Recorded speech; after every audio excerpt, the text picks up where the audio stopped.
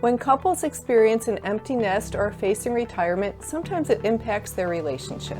Jess Ramsey is going to give us some advice on how they can navigate through these situations. Our other guest is Julie Wheeler of the Better Business Bureau, and she's going to talk to us today about scams, how to avoid them, what to look for, and what to do if you find that you have encountered one. We will meet both of these women on today's episode of Sisterhood of the Second Act. Sisterhood of the Second Act is brought to you by there's more inside the hemp mill than CBD products. There's a community. Stop in for Friday's Coffee Talk to enjoy free hemp coffee and treats. Patent pending products made from hemp for anxiety, pain relief, and organic healthy eating. Cannabinoid products you can trust because the hemp is locally grown, processed, and formulated by us with patent pending formulations. That includes our Pet Calm and dog biscuits. The Hemp Mill, women owned and operated with nutritional offerings, local cards, gifts, jewelry, and trending fashions made by women-owned businesses. TheHempMill.net. I'm going to be an oak tree. I think I'll be a dogwood tree. My kids said they'd be looking for a thorny tree for me. With Evergreen, you can be a tree. Our biodegradable urn combines your ashes, natural soil additives, and a native tree of your choice. Be a tree and grow for tomorrow. I want to be a tree.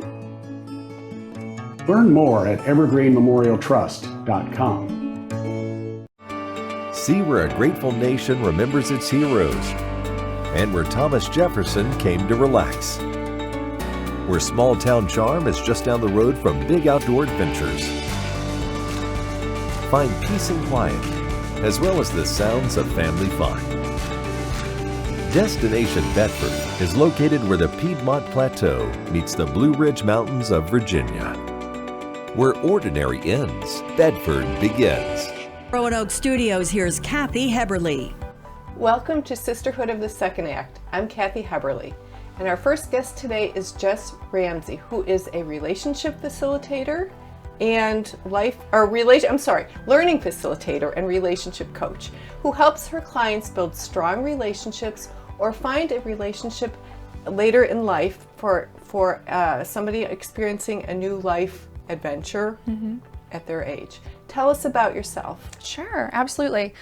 So as you mentioned, I'm a learning facilitator, and essentially a learning facilitator is someone who helps you take on new things in your life and help you move through that process. So I began my career in education, so I learned about change management and adult learning theory. So I'm skilled in helping people take on new understandings, take on new beliefs, take on new practices, and facilitating that process, because taking on something that's new can be really challenging. Our brain tends to fight against that. So I help facilitate that process as a learning facilitator. As a relationship coach, I help people get a stronger sense of themselves, what's important to them, what's meaningful to them, and I help them strengthen within themselves and also strengthen their relationship. So that means sometimes I work with people who are in a relationship and the relationship is going well and they want to ensure that it stays strong, they stay emotionally connected. Sometimes I work with people who are considering leaving a relationship, and I help them make sense of what's the rationale, what's the reasoning behind why you want to leave, what are you hoping to get out of a relationship, what are you hoping to get out of your life that you feel like is missing. So sometimes I work with individuals, and I also work with couples, and so I help couples basically get to a point where they feel like they want long-term satisfaction in their relationship. So sometimes it's a couple is at a place where they're feeling really disconnected, and other times they're at a place where they feel connected and they just want to make sure they're in a really strong place for the long term. That is something so important. I think so many people would love that kind of advice and help with. And you must have been trained specifically to do that. Sounds complicated. So how did you are you certified, and how did you do that? Yeah. What does that require? Yeah, absolutely. I'm a certified professional coach, so I went through training at a coach training institute, IPEC, or Institute for Professional Excellence in Coaching. And I'm also certified through something called the ICF, which is the International Coaching Federation. So essentially what I had to do is I had to go through so many in-person training and coach training practice, and then I also had to take an exam, essentially, to say that I know what I'm doing. I can help people effectively. Okay, so we're kind of, our audience is women that have reached a certain age, and now they're experiencing some life changes. Perhaps they're becoming empty nesters, or they're looking towards retirement, and they're now just them and their spouse. What do you notice, and what do people in particular usually come to you for at this stage of their life? What is something that you find is kind of a common experience? Yeah. Often it's women coming to me, more often than men initially. Sure. Women are coming to me because sometimes it's because they're feeling alone, or they're feeling like they don't know who they are anymore. Right. They don't know what's important to them, and they want to feel more connected and cared for in their partnership. So maybe they've been raising children all along, and now all of a sudden that role is gone. Is that what you're saying? Absolutely. Yeah, that Yes. plays a huge role. Yes. And what about for those that are just, they're looking to retirement, and now instead of one or both being out to work, they're both going to be home 24, Yeah. 24/7, so to speak. How does that impact? Yeah, a absolutely. relationship? It depends on the dynamic or the role in the relationship in terms of whether both partners are or were working, whether or not, or what roles people played in terms of the child care. Yes. So it depends on the roles people are accustomed to playing in their partnership. And often what happens is partners tend to just roll into the next phase and don't really think through or understand the process for thinking through how will this impact each of us individually, and how will it impact the relationship as a whole. So I help facilitate that process. Okay. We are talking with learning facilitator and relationship coach Jess Ramsey. And my next question for you is, sometimes divorce happens to women later in life, whether it was on their part or their partners. What issues do you frequently see when this is the case? It depends on whether the divorce is something that the woman has chosen, or if it's something that she's surprised by. But on either side of that, whether someone is choosing to leave the partnership or they're being told that the partnership isn't going to last anymore, there's always some degree of emptiness and pain associated with the loss of a lifelong, or what was assumed to be a lifelong partner. So we work through that piece. And there's also sort of the practical sides of things, right? So what is it going to look like in terms of the roles we play within our extended families, with our children, and what does financial security look like for each of us moving forward? So how do you help women find their voices in all of this? Yeah. Women, and this isn't always the case, but women are often take on the role of caregiver. So they care for people, not only their children, but they care for their spouses. They care for their own parents or parents of their spouses. So they're accustomed to playing that role. And often they haven't slowed down to think about, what is it that I want and need? And so I help them start to think about, reflect on, what is it I want and need, and then learn how to communicate that in a way that can be received. Because if a woman isn't accustomed to communicating her wants and needs, that means the person on the other side isn't accustomed to hearing it. So I help facilitate the understanding of, what is it you want? Now, how can you communicate it and be heard in your partnership, instead of the other person feeling like it's coming out of the blue? Exactly. We are speaking with learning facilitator and relationship coach Jess Ramsey. And Jess, what happens if you've had an experience where you've chosen a partner that wasn't good for you? And now, how do you know that you're not going to repeat that pattern? I'm sure that that's a fear with some women. Absolutely. When you've been through an experience where you feel like your partner wasn't a match for you, often what comes with that, initially it's anger towards the other person, but then it's often turned inward and wondering if you can trust yourself to make the best choice.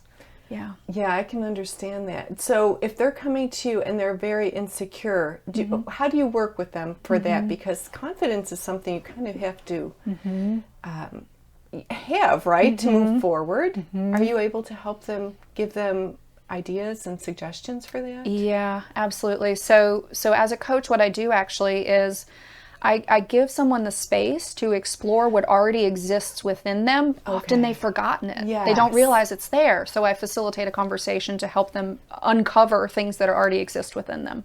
Yes. So if women do find themselves single again, or for whatever reason, how do you help them know when it's time to, maybe they can start looking forward to getting into maybe another relationship? How do they know, like, if they're ready or not? Yeah. the biggest question we come to is, are you making this decision based out of fear? Are you making this decision from a centered place where you feel like you're whole and healed and you're open to finding a partner who's also whole and healed? Oh, that makes sense. So do they ever just do it because they're lonely? Exactly, and that's fear-based. Yes. That is fear-based. Okay, so that could lead to another bad relationship, even, I imagine. Absolutely, yeah. Yes, so they have to know yourself. Is that what you're saying before? Exactly. Jess, when we're in this kind of relationship, I'm thinking, what happens when you have adult children and now you're single, you think you're ready to start dating again and looking for another relationship? How much impact should you allow your adult children to have on you, and yet at the same time you don't want to just ignore their concerns? How do you handle that with them? That's a great question. So when I work with people, a piece of what we work on is not just finding voice within your partnership, but it's also finding voice within those other relationships that have been impacted by your partnership. So in terms of your question, how much impact should that have? Yes. Truthfully, from a perspective of a coach, we're not in control of anyone else's reactions. The only thing we can control is how we show up, and whether we show up with clarity and intention, and we communicate that clearly to someone else. But we can't control how someone else responds to what we express to them.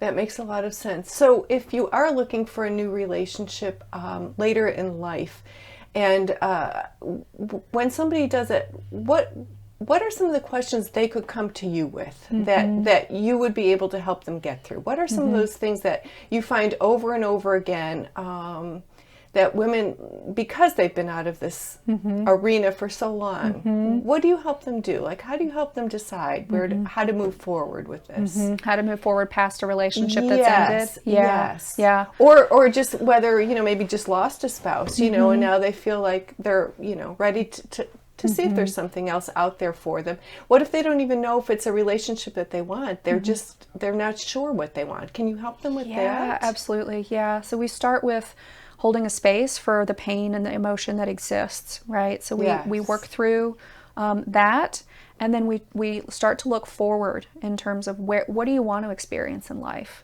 What brings you joy? And sometimes it takes some time to figure that out again. Yes. So we have we're getting ready to wrap up, but in retrospect, thinking about people as their life changes in middle age, what are some of the biggest issues that people tend to come to you with that they're struggling with the most? One of the biggest that women come to me with is feeling alone in their marriages, and feeling like they don't know what their purpose is. They don't know who they are anymore because their children are grown up and moved on, and their partner may still be working, or the partner is home, and they don't know what's important to them anymore. Yes. And I think that that we've lost, sometimes they've lost their identity, just like you said. And so just talking to somebody else that can give them some guidance and some reassurance, I think, and help them define what their new role should be. I think that's such a valuable service. So thank you for joining us today, Jess. It's been a pleasure having you here. Thank you. The pleasure's been mine. Thank you so much. We will have Jess Ramsey's contact information on our website at sisterhoodofthesecondAct.com. And when we come back, our next guest, Julie Wheeler of the Better Business Bureau serving Western Virginia, is going to talk to us all about current scams that are going on, how to protect ourselves, how to avoid them, and what to look for.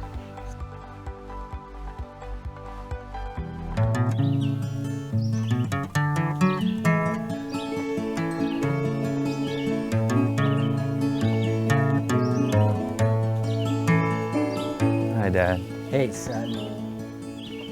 This really is a beautiful place. Your mother chose it. Evergreen Memorial Trust is committed to perpetual care with 5 cemeteries in the greater Roanoke area. Learn more at evergreenmemorialtrust.com. There's more inside the hemp mill than CBD products. There's a community. Stop in for Friday's coffee talk to enjoy free hemp coffee and treats. Pat patent pending products made from hemp for anxiety, pain relief, and organic healthy eating. Cannabinoid products you can trust because the hemp is locally grown, processed, and formulated by us with patent pending formulations. That includes our Pet Calm and dog biscuits. The Hemp Mill, women owned and operated with nutritional offerings, local cards, gifts, jewelry, and trending fashions made by women owned businesses. TheHempMill.net. There's more Sisterhood of the Second Act after this. Where there is nothing, artists see something. Where there is silence, they hear a melody. Where there is beauty, they create even greater beauty.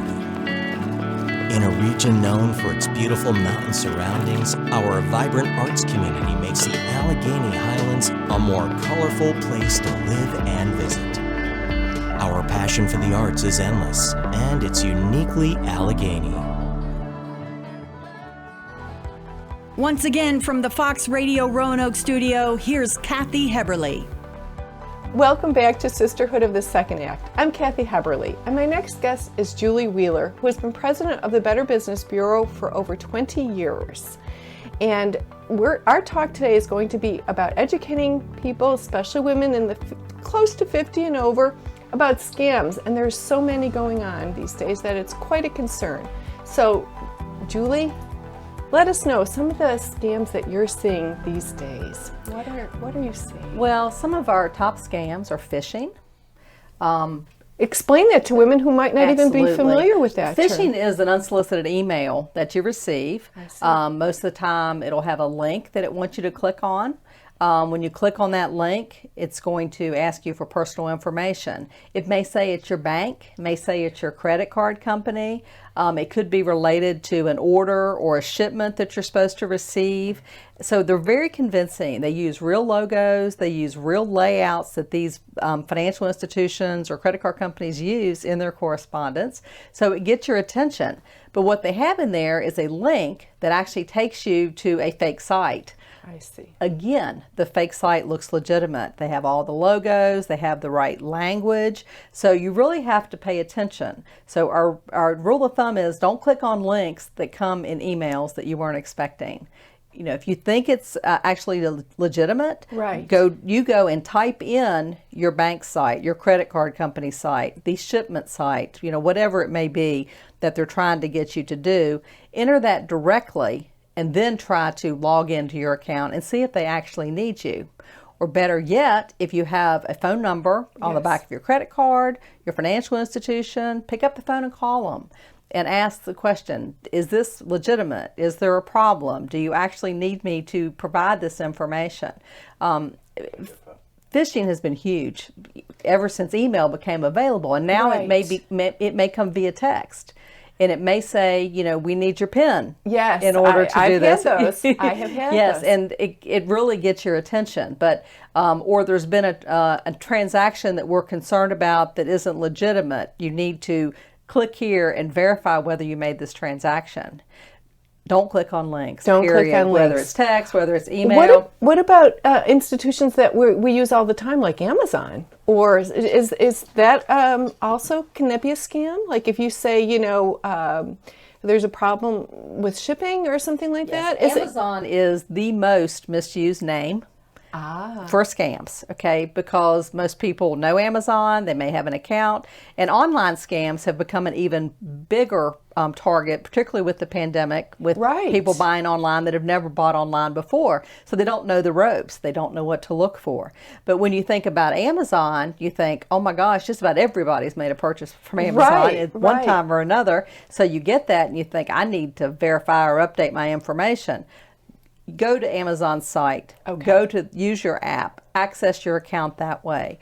You know, don't rely on a link, because even if that link looks like it's going to the right place, if you hover over it, you can see where it's really going. And typically those are not, it's not taking you to the legitimate site.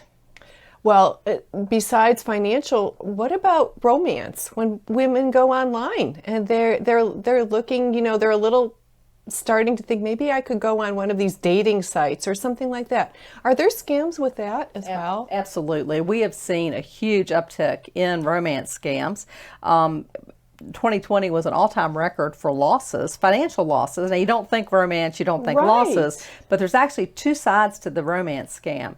What happens is you set up your dating profile where you've got all these other people that have set up fake dating profiles. You know, I think over half are not even the gender that they say they are.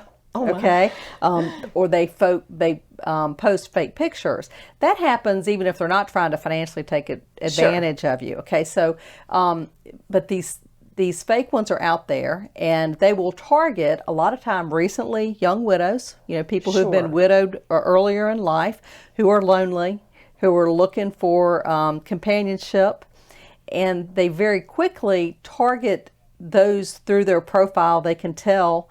And they will ask them to get off the site. They immediately want to get you off of communicating within the site because the site has the ability to shut down fake profiles. So once they have gotten that initial communication and rapport with you, they will pull you off the site, and maybe you'll go to text messaging or emails or some other type of thing that isn't tracked by the actual dating app.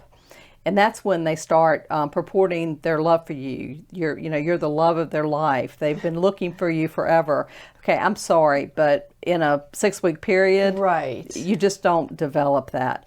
And so you may push to meet in person. Well, they always have a reason. And unfortunately, the pandemic has made that reason very easy. Well, I have a positive COVID test, or I'm not comfortable meeting in person right now. So it's just given another way for them to appear legitimate for a longer period of time. So they always have excuses for why they can't meet you. A lot of times their thing is they're from your area, but they're working out of the country. Maybe they have a business out of the country. Maybe they're in the military, but there's some reason why they're not available to meet you in person.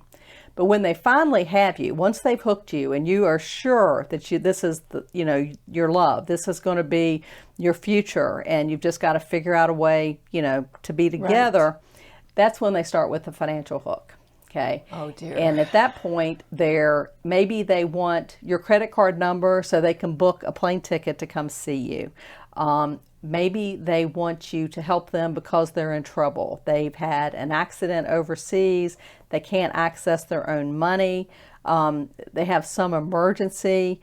But the bottom line is, in some way, shape, or form, they need money from you. A lot of times they ask you to buy gift cards and give them the numbers off those gift cards so that they can make purchases that they need to make. But again, there's always something, medical emergency. There's things that get your attention. And this is the love of your life. Why would you hesitate? Why would you hesitate to provide that and give them that financial? It's a scam. If somebody is completely in love with you right off the bat, and then they start asking you for money, run the other way. Okay, we see this happen. A lot of times they go through very detailed things. They'll set up fake dating profiles, fake Facebook pages, and to where you go to Facebook and you check, and you're like, oh, well, see, they say they were born here. They say they do this for a living. It must be real. 82% of Facebook pages are fake. Unbelievable. Hear that percentage. That's amazing to me. And so you can't rely on that. There are ways you can do a reverse search on images to see if that image appears in other places, other pages. So a lot of times they just use the same photos over and over again. We've had some super elaborate ones that have targeted residents in our service area. And they've lost money to them, unfortunately, because they were so legitimate. We had one that even bought a fake website for news and posted articles about this accident and disaster that happened while he was working overseas with his company, and talked about all the trouble he was in and the money he had to pay in fines. So, provides that. They go, well, God, this got to be real. This is a news site, right? So, it's crazy the lengths these folks go to, but they make a lot of money, unfortunately. Unbelievable. We are speaking with Julie Wheeler, the president of the Better Business Bureau, about scams. And some of the things you mentioned sound like red flags to me. Are there any others that you would suggest that women look for? Absolutely. If someone is looking for money, yes, they're asking you for money in any way, shape, or form, they're asking you to click on a link and provide personal information if they need your, your banking information, your credit card information, anything like that, social security number, all those are red flags. When they're looking for money, if they're asking you to pay via gift card or to wire money or to use any of the kind of what I call the social payment sites, your Venmos, your Zelles, those types of things, where you really don't have recourse to get your money back. Okay. So how can women use the BBB as a resource when it comes to scams? Well, for scams, we have Scam Tracker. And you can actually go out on Scam Tracker, just Google Scam Tracker and it'll come up. You can actually go out and look and see if anybody has reported maybe what somebody is asking you to do or saying to you. Whether it's a sweepstakes or a phishing or an online type scam that we're seeing, or a government imposter. That's another biggie that we see. You can go and kind of enter some keywords about what somebody's asking you to do and see if there's other reports of that. And hopefully there will be, and you can not send money and not lose money. We do find a pretty good correlation of people that check that ahead of time who can prevent losing money. So if you take the time to check it, it's going to help you. And also take the time to report what's happened to you so that you can help other people. I was just going to say, I bet sometimes people are embarrassed to register, but why is it important for them to register a complaint? Well, the Scam Tracker is, none of your personal information is published, so your name, whatever. So you're just putting information out there to help other people. So that's really important. But you're absolutely, when you're a victim of a scam, that's one of the biggest things that we see is that people are embarrassed. They don't want to tell somebody that it happened to them because, oh my gosh, how was I that stupid? These people are really convincing. They're very good at what they do, or they would have moved on to do something else. And if they got you, they could get someone else. So you're also, it's like, so you would want to help the other people that might be unaware of that. Absolutely. And I think that that's really important for everybody to do. So I think that, being aware of all these different scams is vitally important. I appreciate that your services of what you do, and I really think that we want to encourage people just to be more aware. Like, are there any other tips? We're wrapping it up here, but is there any quick tips you can share for it to be aware? Well, talk to other people, talk to your family members, talk to your friends. Don't let somebody put you in a corner and to where you're not comfortable telling other people what's happening to you, because that's how you can prevent losing money, is by communicating and just calling us. We can help you talk through it, walk through it, and help you figure out whether something is legitimate or not. Well, thank you for being our guest today, Julie. It's been a pleasure having you. It's my pleasure as well. Thank you. You're welcome. And we will have all the contact information for you for the BBB on our website at sisterhoodofthesecondAct.com.